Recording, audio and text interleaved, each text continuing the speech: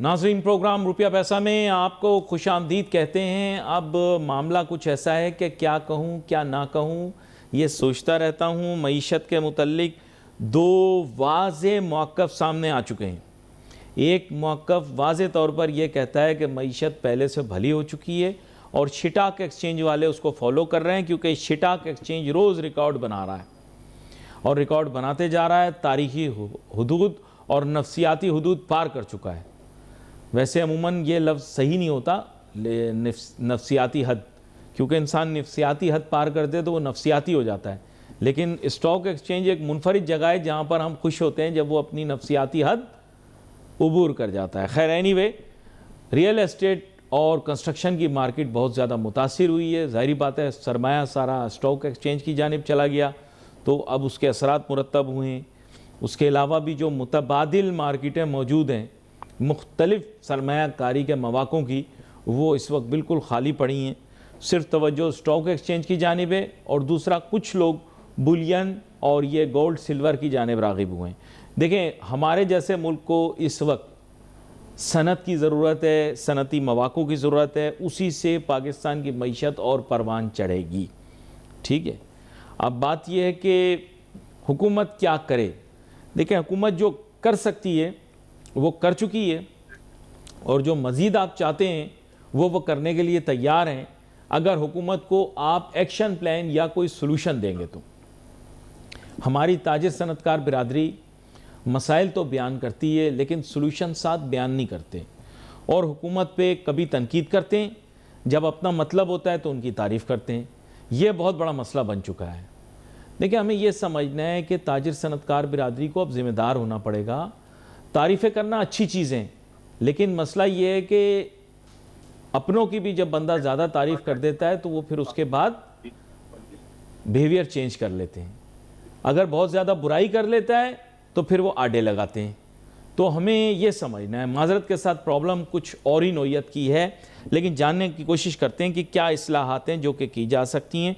मेरे साथ बहुत ही अहम मेहमान शामिल गुफ्तगू हैं, जनाब सरदार ताहिर महमूद साहब, जो कि सदर हैं ICCI यानी Islamabad chamber of commerce and industry के, और साथ में मौजूद हैं जनाब रेहान हनीफ साहब, जो कि सदर हैं KCCI के। तो गुफ्तगू का आगाज़ करता हूँ सरदार ताहिर महमूद साहब से। वेलकम करता हूँ सर आपको शो में। जी, थैंक यू वेरी मच जी। सरदार ताहिर महमूद साहब, आप तो पाकिस्तान से 10 मिनट के फ़ासले पर इस्लामाबाद में रहते भी हैं, वहीं की ताजिर बिरादरी की नुमाइंदगी भी करते हैं। प्रॉब्लम कुछ ऐसी है कि इस्लाहाती पैकेज आपको चाहिए, लेकिन इस्लाहाती पैकेज के लिए क्या इस्लाह होना चाहिए यह आपको बताना पड़ेगा, क्योंकि जो लोग पार्लियामान में बैठे हैं they are not businessman, they are not industrialist, they are agriculturists. तो आपके जहन में क्या प्रोग्राम है जो इस्लाहात पे काम किया जाए? जी थैंक यू वेरी मच जी, आपका बहुत बहुत शुक्रिया। जो पाकिस्तान की जो मईशत है वो अब वाज़े तौर पर इस्तेहकाम से के मरहले से निकलकर तरक्की और वसअत की जानिब जा सकती है, जो कि हुकूमती सलाहती पॉलिसियों के तसलसल जो है उसका मज़हर समझी जा सकती है। हमारे प्राइम मिनिस्टर साहब का ईज ऑफ डूइंग बिजनेस का जो माशी इस्लाहात का जो मरकजी नुक्ता है, उसका मकसद ये है कि कारोबारी लागत को में कमी लाई जाए और सरमायाकारों को एतमाद दिया जाए, ताकि सरमायाकारी में इजाफा हो सके। इस सिलसिले में जो उन्होंने उड़ान पाकिस्तान का एक मुआशी फ्रेमवर्क दिया है, सनती तरक्की के लिए, एक्सपोर्ट्स के लिए, नौजवानों के लिए, SMEs और टेक्नोलॉजी को यकजा करने के लिए, तो वो बहुत ज़बरदस्त है, बहुत अच्छा है। जाहिर है हमारे मुल्क में मसाइल मौजूद हैं।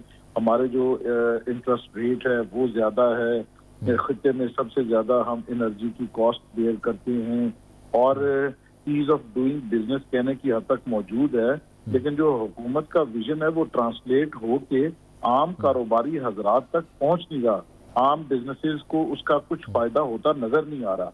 तो इसके लिए जरूरी ये है कि अगर हम चाहते हैं कि हम सरमायाकारी को फरोग मिले, तो इसके लिए मौसर वन विंडो ऑपरेशन की जरूरत है, ताकि कारोबार को गैर जरूरी ये एनओसी से, ताखीर से और ये जो ब्यूरोक्रेटिक पेचीदगियां हैं, इनसे निजात मिल सके। आप जिस शोबे में भी आप जाएंगे तो आपको बॉटल नेक्स नजर आएंगी।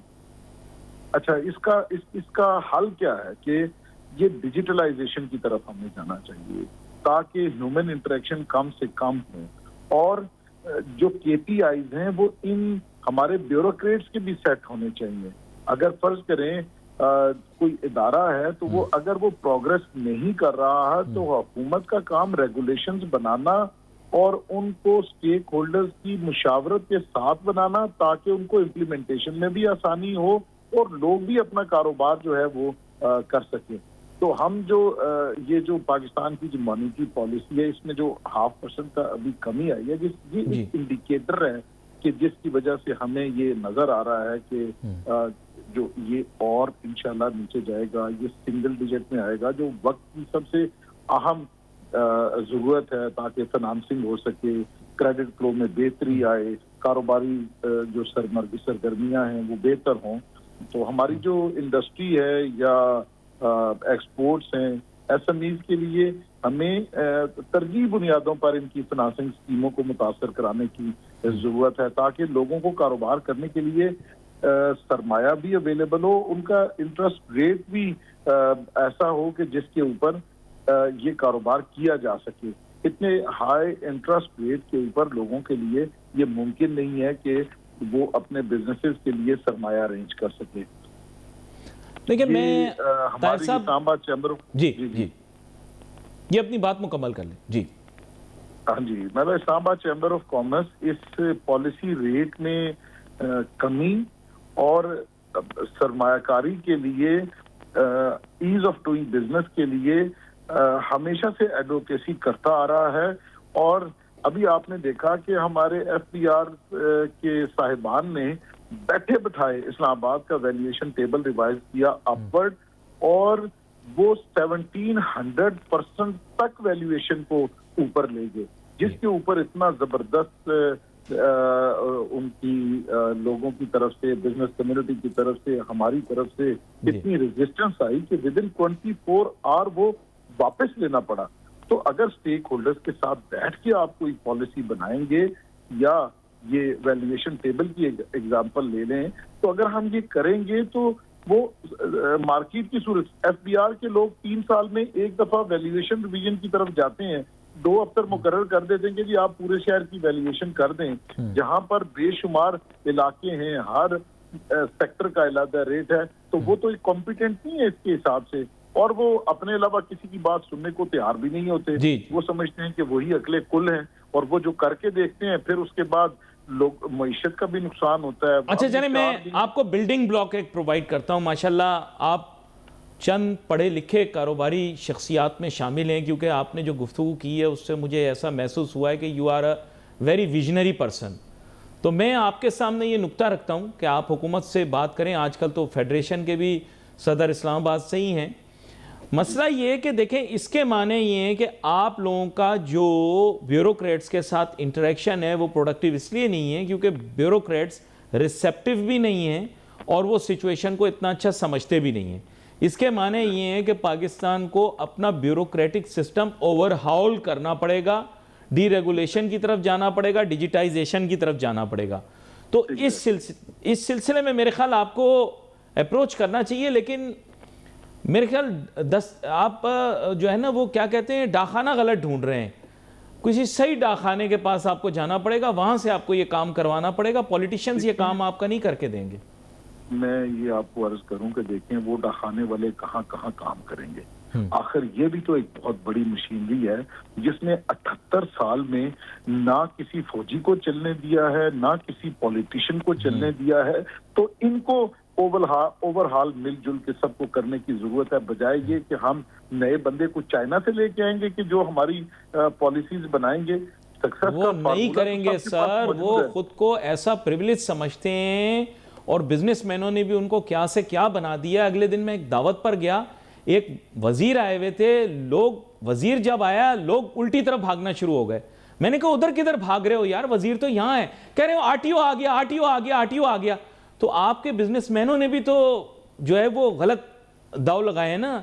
बात ये कि आप ग्रेड 19 या 20 के अफसर को वो तरजीह दे रहे हैं जो वजीरों से ज्यादा दे रहे हैं, तो फिर वो तो फिर बिगड़ेगा ना, वो तो बाबू बन जाएगा फिर। सर हमारे वजीरों बेचारों की तो कोई सुनता नहीं है, आरटीओ तो इधर ही है, वो कहते हैं ये वजीर आते जाते रहेंगे, हम भाई यहीं बैठे हैं, वो पटवारी जाएगा तो उसकी जगह पटवारी ही आएगा, तो लिहाजा सलाम आपने हमें करना है, नोटिस कल हमने आपको भेजना है, वजीर साहब ने नहीं भेजना। ना वजीर साहब के कहने पे नोटिस आएगा, ना वजीर साहब के कहने पे नोटिस वापस होगा। तो भाई हमारा किबला तो ये गवर्नमेंट ने ही दुरुस्त करवाना है ना, कि जो डिसेंट्रलाइजेशन हो, लोग इस अपनी गवर्नमेंट की तरफ देखें, ना कि इन ब्यूरोक्रेट्स की तरफ देखें। और ये ब्यूरोक्रेट्स जो हैं ये कॉम्पिटेंट नहीं है, ये कौन सी यूनिवर्सिटी से तालीम हासिल करके आए हैं हर फील्ड की, कि ये उसमें उस्ताद बन के बैठ गए हैं और ये कहते हैं हमसे ज्यादा अक्लमंद कोई नहीं है। अगर अक्लमंद नहीं है तो जिस फार्मूले पे ये मुल्क को चला रहे हैं पिछले 78 साल से, उसके मुताबिक तो हमें चाइना से भी आगे निकल जाना चाहिए था, अगर ये कॉम्पिटेंट है तो। आई एग्री विद यू, लेकिन प्रॉब्लम मैं आपको बताता हूं। एक बंदे को आप लेकर आए डॉक्टर इशरत हुसैन साहब को रिफॉर्म करने के लिए, मैं कहता हूं परफॉर्मेंस 0/0, और आप उनको कहते हैं कि हमारे मुल्क के सबसे बड़े इंटेलेक्चुअल हैं, एक वक्त पे उनको वजीर आजम बनाना चाह रहे थे। उनसे पहले मुतअद्दिद लोग रहे, मेरे ख्याल से दानियाल साहब भी रहे, दानियाल अजीज साहब भी रहे इसमें किसी ना किसी तरीके से, आई डोंट नो, इससे पहले भी रिफॉर्म्स करने की कोशिश करते रहे, 0/0 रिजल्ट। एक दफ़ा सिर्फ मुशर्रफ के दौर के अंदर, वो भी बड़ी मुश्किल से कुछ ऐसी चीज़ें पास की गई या कुछ ऐसी चीज़ें लाई गई जिससे कुछ रिफॉर्म लाया जा सके। रिफॉर्म पे तो 0/0 परफॉर्मेंस है ना सर। तो आप मुझे बताएं, इतने पढ़े लिखे लोग आपको दे रहे हैं, वो भी 0/0 ही दे रहे हैं आगे से। सर मैं ये कह रहा हूँ कि एक वो चीज़ है जो हमारे इख्तियार में है, और एक चीज वो है जो हमारे इख्तियार में नहीं है। हम फिलहाल उसके ऊपर मेहनत कर रहे हैं जो हमारे इख्तियार में है, कि जो मेहनत हम कर सकते हैं, मतलब डिजिटलाइजेशन की तरफ अपने तमाम इंडस्ट्री को लेके जाएं, उसकी इस्तेदादे कार बढ़ाएं, ट्रेनिंग करें, मेंटोरशिप और बिजनेस स्पोर्ट्स प्रोग्राम के ऊपर हम मेहनत करें। पाकिस्तान का सबसे बड़ा सासा जो है वो तो हमारे ये यंग पॉपुलेशन है जो 62% है। ये इसको हमें इसको स्किलफुल करने के लिए, ताकि ये बाहर आलमी मंडी में भी और हमारे यहाँ पाकिस्तान में भी ये कंट्रीब्यूट कर सकें इकोनॉमिक डेवलपमेंट में, इनके ऊपर मेहनत करने की हमें। देखिए, I am giving you this examples because the city of Islamabad gave us Asad Umar, और असद उमर की परफॉर्मेंस 0/0 बल्कि नेगेटिव। उस बंदे ने इकोनॉमी के बेड़ा गर्क कर दिया, सत्यानाश कर दिया। अगर सुन रहा होगा, बेड़ा गर्क करके गया वो आदमी असद उमर। आपके शहर ने ही उसे इलेक्ट किया, पढ़ा लिखा आदमी, कॉरपोरेट, ये करूंगा वो करूंगा। आने के बाद वही हरकतें, चीखें निकलेंगी, 3 साल आंसू निकलेंगे, फिर मुल्क ठीक हो जाएगा। उसने भी सत्यानाश कर दिया। आप मुझे बताएं, फिर आपके लिए एक बंदा लेकर आए टैक्स इंडस्ट्री का, टैक्स इंडस्ट्री का एक बंदा लेकर आए, वो 50-50 हजार रुपए की रसीदें ढूंढता फिर रहा है। आपके इस्लामाबाद के अंदर भी अफसरों को इस पे लगा दिया, जाओ 50,000 की रसीद ढूंढो, और पीछे से लोगों को कहा भाई पीछे से निकल जाओ, पीछे से निकल जाओ। वो तो छोड़ दो आप, अभी ये फिर बच गया बंदा। अब तो सुना है बच्चों की सालगिरहों पे जाकर भी लेक्चर दे रहा होता है, लोग उसे बड़ा थिंकर समझते हैं। आपके लिए एफबीआर में वो बंदा लेकर आए, सो कॉल्ड टैक्स कंसल्टेंट, और उसने भी आप देखें फिर बंदा ढूंढ के कहां से लाए सर आपके लिए, आप बताओ ना।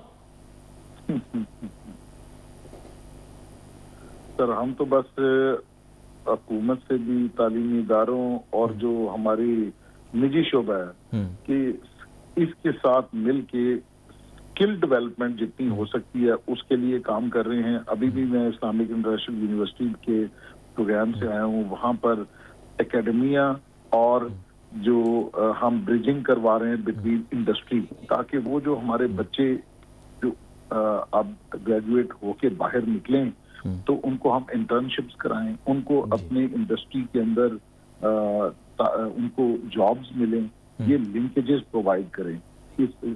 आई फुली एग्री विद यू, ये तो बड़ी अच्छी विजन है आपकी, लेकिन ये भी बात आपकी बिल्कुल ठीक है कि हमें सिस्टम को रीवैम्प करने की जरूरत है। लेकिन नाजरीन, सिस्टम को रीवैम्प करने के लिए किसको लेकर आएँ? अब हमें ज्वाइन कर रहे हैं जनाब रेहान हनीफ साहब, जो कि सदर हैं KCCI के, और ये भी बड़ी वुसअत नज़र रखते हैं। वेलकम करता हूँ आपको रेहान हनीफ साहब। जी शुक्रिया बहुत बहुत। ब्रेक पे जाने से पहले हम इस्लाहाती प्रोग्राम के मुतल्लिक बात कर रहे थे, तो मैं रेहान हनीफ साहब यही कह रहा था कि माजी के अंदर अच्छे पढ़े लिखे लोगों को मुल्क के इस्लाहाती जो निज़ाम है, निज़ाम की इस्लाह के लिए उनको रखा गया, उनसे काम भी लिए गए, लेकिन अनफॉर्चुनेटली सारे फेल हो गए। उसमें से एक नाम का जिक्र मैंने अभी किया, जैसे असद उमर साहब आए, उन्होंने आके मईशत का भी बेड़ा गर्क किया, और भी किस किस चीज़ का बेड़ा गर्क किया ये आप भी जानते हैं और मैं भी जानता हूँ। फिर कुछ लोग आए जिनको हमने बड़ा जनाब समझा कि वो बड़े सिंसियर होंगे, इस्लाहात लेकर आएंगे टैक्स के निज़ाम में, उन्होंने 50-50 हज़ार की रसीदों के पीछे अफसरों को लगा दिया, वो काम भी होता रहा। फिर यहाँ so called farmer central bankers को भी लाया गया इस्लाहाती निज़ाम के लिए, और वो सिस्टमिक रिफॉर्म्स की तो दूर की बात, लेकिन उनकी परफॉर्मेंस भी 0/0 रही। नाम मैं पहले ले चुका हूँ उनका भी। लेकिन प्रॉब्लम ये है कि we need reform, but who is going to do it, ये क्वेश्चन है। आप क्या कहते हैं इस बारे में? देखिए, अगर भी किसी भी शोबे में आपने इस्लाहात करनी है, उसमें उस शोबे से एक्सपर्टीज जो उसको जानते हैं उस काम को, उनको जिम्मेदारी देनी चाहिए। बदकिस्मती से हमारे ये जितने भी इस्लाहात आते रहे ना, वो पॉलिटिसाइज होते गए। तो जब कोई पॉलिटिकल फेवरिज्म या पॉलिटिकल मजबूरी आड़े आ जाएगी, तो फिर जो काम आप करना चाह रहे हैं वो उस तरीके से हो नहीं सकेगा। तो लिहाजा अगर तालीम में इस्लाहात लानी है, तो तालीम के जो एक्सपर्ट हैं, जो non political, doctor Ataur Rahman है, मैं एक नाम ले रहा हूँ, वैसे तो बहुत सारे लोग ले। तो इस तरह के लोग, उनको दे दिया जाए, तो उन्हें बोले जनाब आप ये बना के दें पॉलिसी कि तालीमी पॉलिसी क्या होनी चाहिए, सेहत पॉलिसी सेहत के एक्सपर्ट को दें, माशी पॉलिसी मईशत के एक्सपर्ट को दें। जब आप पॉलिटिसाइज कर देंगे, अब असद उमर साहब, बड़ी रिस्पेक्ट है मेरे, मैं उनकी करता हूँ, वो कहाँ से फाइनेंस के थे, वो तो मार्केटिंग के बंदे थे। तो वो उनको अगर आप दे देंगे तो फिर वही होना था ना जो हुआ। तो मैं समझता हूँ कि right person for the right job, अगर ये नहीं होगा तो फिर आप 100 साल तक इस्लाहात करते रहे और कामयाब नहीं हो सकेगी। अच्छा, लेकिन मेरे जहन में जैसे बुनियादी जुज़ हैं, अब तो ज़ुबानी याद हो गए कि जी पाकिस्तान के अंदर वन विंडो होनी चाहिए, पाकिस्तान का निज़ाम टैक्स उसमें इस्लाहात होनी चाहिए, पाकिस्तान के पावर इंफ्रास्ट्रक्चर और यूटिलिटीज़ के सिस्टम में रिफॉर्म की ज़रूरत है। लेकिन प्रॉब्लम जैसे अब आपने बताई right man for right job वाली भी है, लेकिन इसके साथ साथ विल की भी है। तो पॉलिटिशियंस जो हैं वो ज़्यादातर एग्रीकल्चरलिस्ट्स हैं, या फिर जो बहुत ही ज़्यादा प्रॉफिटेबल इंडस्ट्रीज़ हैं, जैसे कि शुगर हो गया, मे बी टेक्सटाइल हो गया, शायद वीट हो गई, इससे मिलते जुलते कारोबार तो कर लेते हैं, लेकिन प्रोडक्टिव इंडस्ट्रीज़ की तरफ तो वो है नहीं। जब वो इंटरेस्ट ही नहीं है तो फिर रिफॉर्म भी स्लो होगा ना? नहीं, देखिए ये जो आपने कारोबार बताया ना, ये कारोबार से पॉलिटिक्स में नहीं आए, पॉलिटिक्स पे आके कारोबार बने। हाँ, ये भी है। मैं और आप शुगर मिल लगाना चाहें या फ्लावर मिल लगाना चाहें तो इतना आसानी से नहीं लग सकती, उसके लिए बड़े पापड़ बेलने पड़ते। तो जब ये असर रसूख हो जाता है तो फिर ये चीजें आसानी से हो जाती हैं। तो ये बिजनेस तो आपके असर रसूख आने के बाद बनते हैं। देखिए, बात ये एक चीज हमें समझनी पड़ेगी, हर चीज में गवर्नमेंट को हमने क्रिटिसाइज नहीं करना। नहीं, आपका टैक्स टू जीडीपी रेशियो कितना है? 8-9% है, जबकि ये 15 से 18% होना चाहिए। तो टैक्स की चोरी तो है ना आपके निजाम में। अब उसको वसूलने के लिए गवर्नमेंट मुख्तलिफ तरीके आजमाती है, और उसमें कभी कामयाब होते हैं, कभी नहीं होते। आखिर में निचोड़ा वही जाता है जो बेचारा पहले से टैक्स के निजाम में फंसा हुआ होता है या तनख्वाहदार तबका फंस जाता है। मेरे कहने का मकसद ये है कि अगर आपको इस टैक्स के निजाम में इस्लाहात लानी है, तो प्रॉपर आपको जो इसके एक्सपर्ट हैं उनको एक अलग बिठाना पड़ेगा, और उनको बोले जनाब आप ये बना के दें, फिर बाय हुक और बाय क्रुक हम इसको इम्प्लीमेंट करेंगे। जाहिर बात है, जब 8% से आप 15% पे टैक्स टू जीडीपी रेशो लेके जाएंगे, तो बहुत से ऐसे लोग आएंगे काबू में जो टैक्स नहीं दे रहे होंगे। जो अच्छा, एक बंदा हम लेकर आए आपके लिए, वो पहले टैक्स कंसल्टेंट था, हमने उसे कहा कि जनाब टैक्स रिफॉर्म करो। आपको पता होगा, मैं नाम नहीं ले रहा, उनका शहर कराची से ताल्लुक है। तो हमने सोचा शायद वो आए हैं टैक्स रिफॉर्म करेंगे, लेकिन टैक्स रिफॉर्म के बजाय उन्होंने 50-50 हज़ार की रसीदों के पीछे लोगों को लगा दिया। अब सारी दुनिया 50-50 हज़ार रुपए की रसीदें लेके घूम रही है। तो जो अपनी फील्ड का एक्सपर्ट था वो भी जब ओहदे पे पहुंचता है तो वो भी फिर किसी और तरफ चला जाता है। देखिए, मैंने पहले शुरू में एक बात की थी, हाँ। अगर एक एक आप कमेटी बनाते हैं किसी भी चीज की रिफॉर्म की, वो पॉलिटिसाइज किसी सूरत नहीं होनी चाहिए, कॉम्प्रोमाइज किसी सूरत पे ना हो। फिर उनकी जो फाइंडिंग्स हो और उनकी जो रिपोर्ट हो ना, फिर वो ऐसे ही लागू हो जैसे कि कोर्ट का ऑर्डर लागू होता है। तो फिर ये बिल्कुल उसको पॉलिटिसाइज हो गए, ये सब चीजें पॉलिटिसाइज होने की वजह से खराब हुई है। हाँ, ये बात भी, और इंटरेस्ट भी होते हैं असल में, मुफादात भी इन लोगों के ऐसे होते हैं। वेस्टेड इंटरेस्ट उसी वक्त आ जाते हैं जब आप वो पॉलिटिसाइज चीजों को होती है, तो फिर अपने अपने इंटरेस्ट भी आना शुरू हो जाते हैं। अच्छा, मेरे जहन में तो यही था कि ये टैक्स कंसल्टेंट्स जो हैं, अगर इनको बिठाया जाए ये इंप्रूवमेंट लाएं, लेकिन ये टैक्स कंसल्टेंट्स जो है ना, ये उलट काम शुरू कर देते हैं। जब ये वहाँ डिसीजन मेकर्स के साथ बैठते हैं तो ये कोई और ही बातें कर रहे होते हैं। वहाँ पे ये वो, आप पता नहीं, आप माने नहीं माने, वहाँ पे ये कोतवाल बन जाते हैं। आपके दफ्तर आते हैं तो आप लोगों से कंसल्टेंसी फी लेने के नाम पे कोई और बात करते हैं, और उनके पास जाते हैं क्योंकि काम वहां से करवाने होते हैं तो उनके साथ हो जाते हैं। मैंने आपको यही कहा कि शुरू में जो अपने इंटरेस्ट से हटकर वेस्टेड इंटरेस्ट ना हो, पॉलिटिसाइज ना हो। अब अगर कोई टैक्स कंसल्टेंट होगा, जाहिर बात है उसके भी तो इंटरेस्ट होंगे ना कहीं ना कहीं। हाँ। अगर आप मुझे बिठा देंगे तो मेरे भी तो इंटरेस्ट होंगे ना भाई, कहीं ना कहीं। तो मैं कह रहा हूँ ऐसे लोगों को बिठाएं जिनके कहीं कोई इंटरेस्ट ना हो, और वो सीधी सीधी आपको पॉलिसी बना के दें। हर शोबे में, हर शोबे में जरूरत है। हेल्थ में जरूरत है, आपको फाइनेंस पे जरूरत है, आपको एजुकेशन, सबसे बड़ी जरूरत तो इस वक्त एजुकेशन की। आपको आपके मुल्क में 50 निजाम तालीम चल रहे हैं जी। क्या आप कोई 50 क्लासें आप पैदा कर रहे हैं? तो ये सब हर जगह पे आपको इस्लाहात की जरूरत है, बड़ी मेजर सर्जरी की जरूरत है। और वहां पे ऐसे लोग बैठे जो एक तो ईमानदार हो और जिनका कोई वेस्टेड इंटरेस्ट ना हो, पॉलिटिसाइज ना हो। फिर आपको पॉलिसी जो बनाए आप कह लेंगे भाई। अच्छा, ऐसे लोग पाकिस्तान में तो बड़ी मुश्किल से मिलेंगे। ऐसे लोग पाकिस्तान में बड़ी मुश्किल से मिलेंगे, बाहर से कोई खेप मंगवा लें।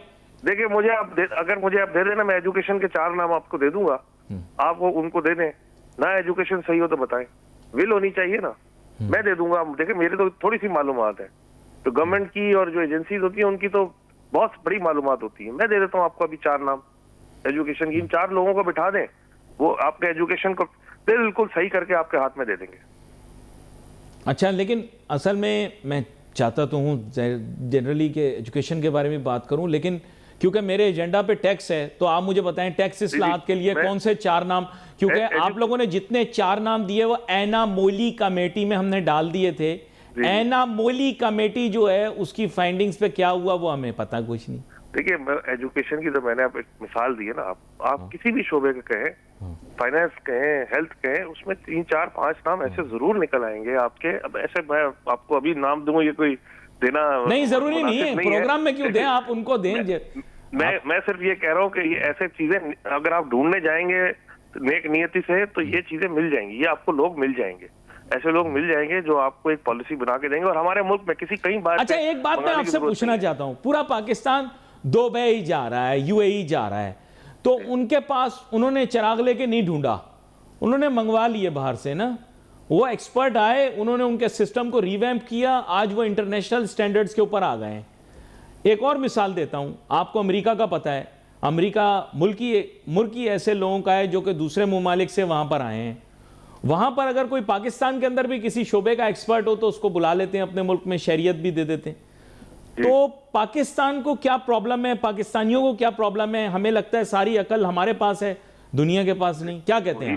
वही मैं कह रहा हूँ पॉलिसी की। देखिए, आपके प्रोग्राम में एक दफा पहले मैं बैठा था, मैंने कहा देखें, आपको इन्वेस्टर को पकड़ के लाने की जरूरत नहीं है। इन्वेस्टर खुद आता है। आप मिठाई अपनी फेंकें अपने ऑफिस में, टूटी खुद ही आएगी ना। आप बुला के लेके आएंगे क्या उसको? जी, आप वो खुद आएगा। आपकी पॉलिसी ऐसी होनी चाहिए कि इन्वेस्टर खुद अट्रैक्ट होके आपके पास आए। ये बात आपने सही की। क्यों, मैंने देखिए, अभी मैंने एशियाई ममालिक का एक सर्वे किया और मैंने ये देखने की कोशिश की कि वहाँ पर रिफॉर्म्स कैसे हुए हैं। तो वहाँ पर सारे रिफॉर्म्स जो हैं वो दूसरे ममालिक के एक्सपर्ट्स ने आके किए हैं। हम कोरिया की बात करते हैं और फिर साथ में हम ये भी कहते हैं कि महबूबुल हक साहब के प्लान के हिसाब से हुआ। तो महबूबुल हक कोरियन तो नहीं थे ना, वो तो पाकिस्तानी थे। इसका मतलब कोरिया ने एक अच्छे आइडिया को अडॉप्ट किया। जापान में भी आप चले जाएं तो वहाँ पर भी मकार्थर साहब जो थे, आगाज़ में उन्होंने जापान की रीबिल्डिंग की, रिफॉर्म किया। वो तो जापानी नहीं थे, वो तो अमेरिकन थे। इसी तरह मार्शल प्लान जिसने पूरे यूरोप के अंदर एक इनकलाब सा बर्पा किया, वो भी अमेरिका से ही आए थे, या बरतानिया से, सॉरी। तो इस तरह जो है वो हमें भी मेरे ख्याल से कोई एक्सपर्टीज की जरूरत होगी। देखिए वो कोरिया के पास कोरिया हमसे बहुत पीछे था। जी जी बिल्कुल था। ठीक है, उनके पास ऐसे लोग नहीं थे। पाकिस्तान आगे था, उन्होंने हमसे मंगवाए।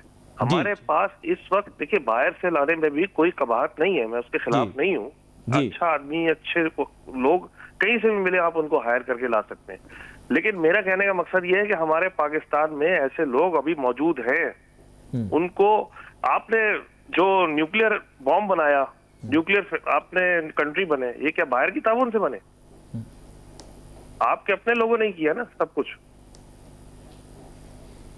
हेलो तवज्जो। जी जी मैं जी आपको तो पता है आजकल हालात वाकयात इस नौयत के हैं, मैं जरा सोच रहा होता हूँ बोलने से पहले। आपको पता है आजकल ताजिर सनतकार भाई कभी कभार मैं कह रहा हूँ कि जब आपने न्यूक्लियर फैसिलिटी बनाई, आप अल्हम्दुलिल्लाह हम 8वीं ताकत बने, तो वो हमारे ही लोग थे ना जो सब काम कर रहे थे। तो बहुत सारे काम करने की सलाहियत रखते हैं। अच्छा इसी सवाल का जो एक पहलू है वो ताहिर साहब से भी पूछता हूँ, जो सदर हैं इस्लामाबाद चेंबर के। वो अब इनके साथ भी यही बात की थी जो आपके साथ की, या ताहिर साहब से यही पूछना? अस्सलाम वालेकुम जी। अस्सलाम वालेकुम जी। ताहिर साहब, मैं रेहान हनीफ साहब भी यहाँ पर मौजूद हैं। मैंने एशियाई ममालिक का ना सर्वे किया। आप भी बड़े विजनरी आदमी हैं, रेहान साहब भी बड़े विजनरी आदमी हैं, दोनों वेल ट्रैवल्ड हैं। तो मैंने एशियाई ममालिक का सर्वे किया कि वहाँ पे रिफॉर्म्स किस तरह से आए। तो वहाँ पर जितने रिफॉर्म्स आए हैं, जैसे कोरिया का जिक्र करते हैं हमेशा, डॉक्टर महबूबुल हक का जिक्र कर देते हैं, और दूसरे यूरोपियाई ममालिक हैं, वो बरतानवी एक शहरी थे मार्शल प्लान के तहत, उसके बारे में बात कर देते हैं, जापानी मकार्थर प्लान के बारे में बात कर देते हैं। तो इन तमाम ममालिक में जो एशियाई ममालिक हैं, यहाँ पर जो ज़्यादातर तब्दीलियाँ रूनुमा हुई हैं, रिफॉर्म्स हुए हैं, ये बाहर के एक्सपर्ट्स ने आकर किए हैं। आपके मुल्क के अंदर भी रिफॉर्म होता है IMF के कहने पर, वो भी बाहर के ही लोग होते हैं, लेकिन आपसे अगर रिफॉर्म नहीं हो रहा तो आप बाहर वालों से करवा लें रिफॉर्म। क्या कहते हैं? मैं आपको इसमें मेरी इनपुट ये है कि प्राइम मिनिस्टर साहब ने एक कंसल्टेंट एंगेज किया, जैकब स्कॉट उनका नाम है। वो पिछले को तकरीबन 8-9 महीने से ईज ऑफ डूइंग बिजनेस, और ये जो हमारे जो रेगुलेटरी बहुत ज्यादा बॉटलनेक्स हैं और बहुत ज्यादा जो NOC 150 NOC एक चीज के लिए चाहिए, जी। तो उसके ऊपर उन्होंने बहुत सारा काम किया। इससे पहले भी उन्होंने कोई 30-32 ममालिक में यही कंसल्टेंसी प्रोवाइड करके वहां पे बिजनेस कम्युनिटी को या बिजनेसेस को सहूलत दी है। तो अब जो फार्मास्यूटिकल के हवाले से था ईज ऑफ डूइंग बिजनेस, इसमें उन्होंने एक अपना कॉम्प्रिहेंसिव डिटेल्ड प्रोग्राम बना के प्राइम मिनिस्टर साहब को पेश किया, और हम पिछले कोई 10 दिन 12 दिन पहले की बात है कि PM ऑफिस में उसकी प्रेजेंटेशन हुई, और फिर इंशाल्लाह वो इम्प्लीमेंट भी होने जा रहा है। तो अब वो मार्च में वापस आएंगे, फरवरी एंड मार्च में, और फिर उन्होंने कंस्ट्रक्शन रियल एस्टेट पे हमारे साथ बैठ के काम करना है। तो प्राइम मिनिस्टर साहब का तो ये बोर्ड ऑफ इन्वेस्टमेंट जो है, इनके अंडर ये काम हो रहा है। जैसे हमारा एक रेगुलेटर, हम कहते हैं कि रियल एस्टेट रेगुलेटरी अथॉरिटी होनी चाहिए, जो कि 2021 में बन भी गई। अब उसकी इम्प्लीमेंटेशन होना बाकी है। उसको वो एक आप समझ लें शेल्फ पे पड़ा हुआ है, और वो कानून जो है इस वक्त बना हुआ, लेकिन उसमें कुछ नौ फलक दुरुस्त करने की जरूरत है। तो फॉरेन कंसल्टेंट ही प्राइम मिनिस्टर साहब ने एंगेज किया था। उनका विजन भी यही था कि ये लोगों को सहूलत मिले, बिजनेस में सहूलत हो, और जो लोगों वो साहब जो ऑलरेडी ये काम कर चुके हैं, कई मर्तबा कर चुके हैं, उन्हीं को एंगेज किया, और उन्होंने बड़ी इंटेंसिव वर्किंग इसके ऊपर की। SIFC को भी ऑन बोर्ड लिया, मुख्तलिफ अथॉरिटीज को भी लेके, और फिर उन्होंने अपनी जो इस्लाहात थी वो मुतारफ करवाई। तो गवर्नमेंट की इंटेंशन मौजूद है कि लोगों को सहूलत हो, लोग यहाँ पे कारोबार करें, उनको जितनी मुश्किलात के बावजूद पाकिस्तान का बिजनेसमैन यहाँ सरवाइव कर रहा है, अगर किसी तरह से उनको सहूलत दी जा सके। जो ब्यूरोक्रेटिक इश्यूज हैं वो यही हैं। 150 NOC आप लेने के लिए चले जाएं, जूतों के 13 नए जोड़े लें, सारे घिस के खत्म हो जाएंगे।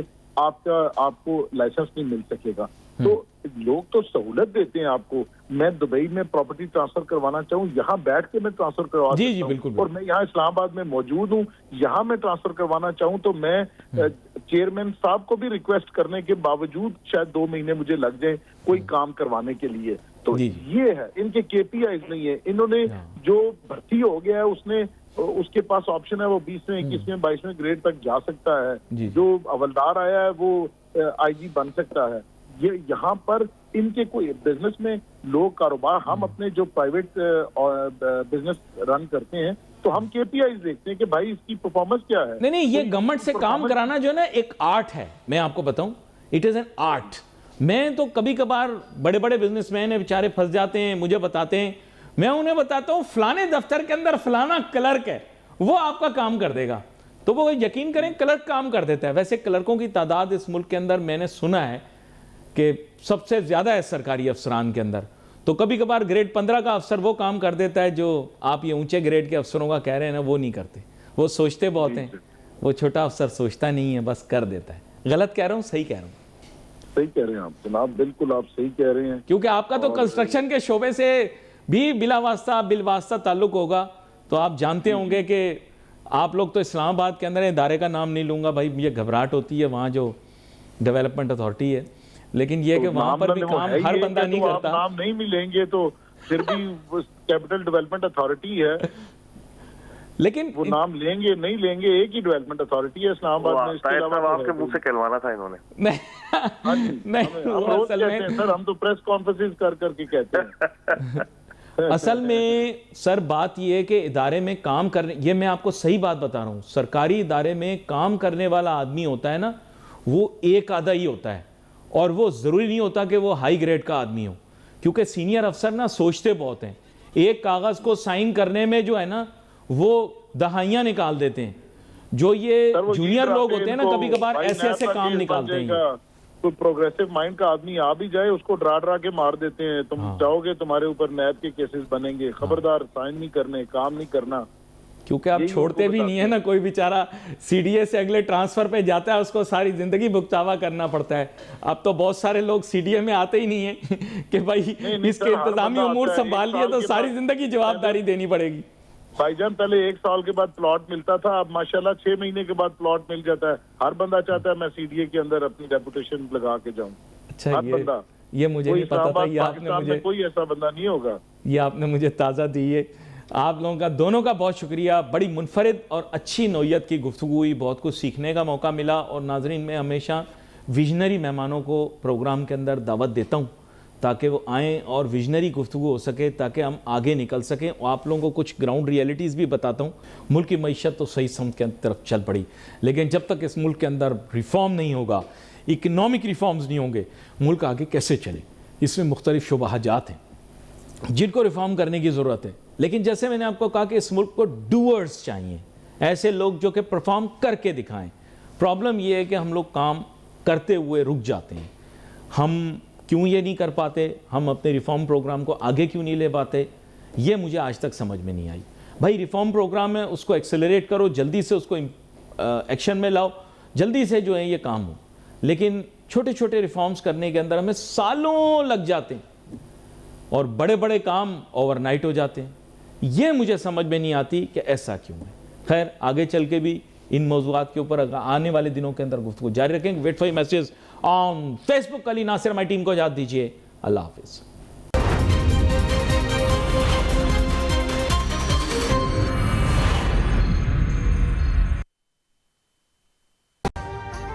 अभी सब्सक्राइब करें ताकि कोई खबर रह न जाए।